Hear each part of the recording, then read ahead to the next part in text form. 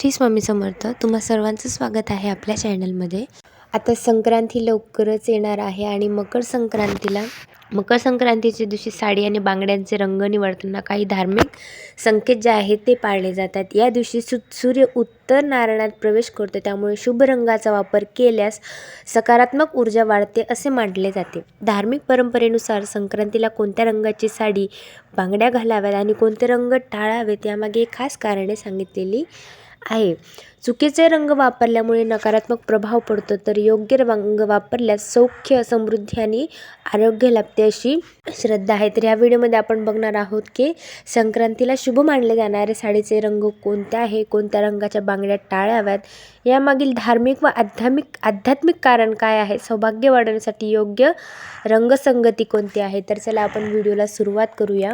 संक्रांती सण म्हटलं की स्त्रियांमध्ये फार उत्साह असतो, मात्र या उत्साहाच्या भरात सुवासिनी स्त्रियांनी या दिवशी चुकूनही काही रंग जे आहे ते परिधान करणं टाळायचं आहे. आता ते कोणते आहेत ते बघूया आपण की संक्रांतीचे जे वस्त्र परिधान करून आपल्या वाहनावर येते त्या रंगाची साडी सुवासिनींनी नेसू नये अथवा त्या रंगाच्या बांगड्या सुद्धा परिधान करू नये असे सांगितले जाते. मात्र संक्रांतीच्या दिवशी कुठल्या रंगाची साड्या नेसायची प्रथा आहे, संक्रांतीला यंदा कोणता रंग टाळावा, काळा रंगच का परिधान करावा, यामागे काही आध्यात्मिक आणि वैज्ञानिक कारणसुद्धा. मकर संक्रांती हा सण इंग्रजी वर्षातील पहिला सण असून हा धार्मिकदृष्ट्या देखील अत्यंत महत्त्वाचा मानला जातो. या दिवशी सुवासिनी महिला पूजा करतात, ओसायला जातात, साज शृंगार करतात. मात्र या दिवशी काही गोष्टी विशिष्ट रंग टाळले जात असतात असं मानतात. धार्मिक मान्यता संक्रांत ज्या वाहनावरून ज्या रंगाचे वस्त्र परिधान करून येते ते रंग सुवासिनींनी परिधान करू नये असे यामागचं कारण आहे. बघूया.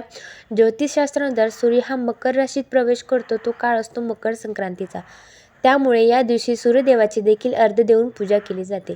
सुवासिनी स्त्रिया या दिवशी छान सहज शृंगार करतात, हातात बांगड्या, गळ्यात मंगळसूत्र, कपाळी टिकली, केसात गजरा मांडून सजत असतात. मात्र संक्रांतीच्या दिवशी सर्व विवाहित महिलांनी एक गोष्ट करणे काळजी घ्यायची आहे. ती कोणती? मकर संक्रांतीच्या दिवशी दरवर्षी एक असा रंग असतो जो परिधान करणं आपल्याला टाळायचं असतं.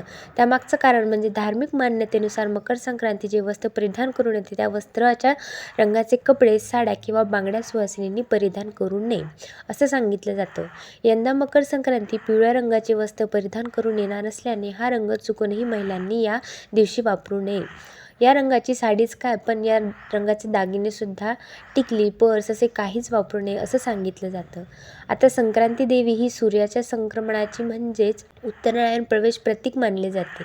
संक्रमण म्हणजे बदल, अफलातून, अस्थिरता. म्हणूनच देवी ज्या वस्त्रात किंवा रंगात दाखवली जाते त्या काळातील उष्णता, संघर्ष आणि कठोरता दर्शवतात.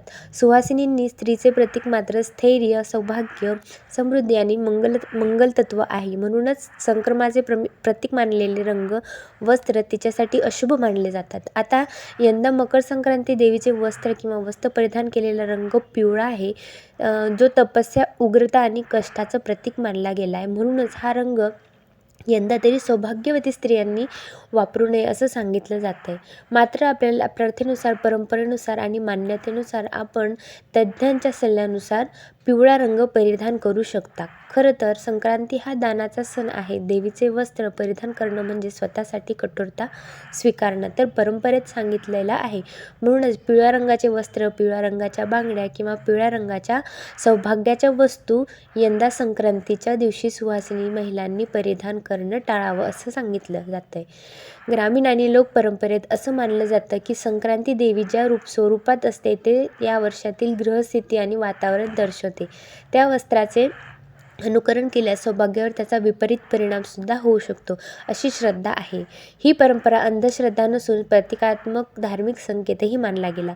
संक्रांती देवीचे वस्त्र किंवा रंग न परिधान करण्यामागे काही उद्देश आहे की म्हणजे सौभाग्याचे रक्षण करणं, मंगल ऊर्जा टिकवून ठेवणं, नकारात्मकता दूर ठेवणं. म्हणूनच संक्रांतीला सुवासिनी महिलांनी शुभ, सौभाग्यदर्शक रंग परिधान करण्याची परंपरा आजही पाळली जाते. याबद्दल तुमचं मत काय आहे, किंवा तुम्ही सुद्धा दरवर्षी संक्रांती देवीने परिधान केलेल्या रंगाच्या वस्तू परिधान करणं टाळता का?